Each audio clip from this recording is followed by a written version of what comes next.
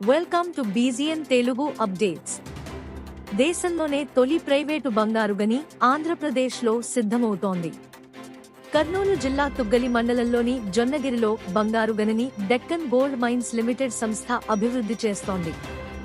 సుమారు 250 ఎకరాల భూసేకరణ చేపట్టి భూగర్భం నుంచి పసిడిని వెలికితీసేందుకు రూపాయలు 200 కోట్ల పెట్టుబడితో భారీ ప్లాంట్ నిర్మిస్తోంది.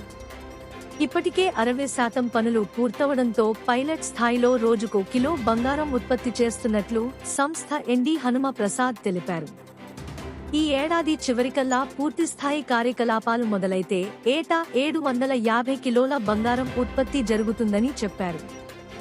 మరోవైపు చిత్తూరు, అనంతపురం జిల్లాల్లో కొన్ని బంగారం గనులను అభివృద్ధి చేసేందుకు కేంద్ర ప్రభుత్వరంగ సంస్థ జాతీయ ఖనిజాభివృద్ధి సంస్థ ఎన్ఎండీసీ ఆసక్తి చూపుతోంది.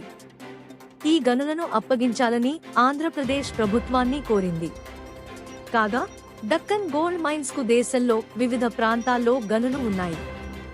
ఆఫ్రికాలోని మొజాంబిక్లో లిథియం గనులను ఆ సంస్థ తాజాగా కొనుగోలు చేసింది.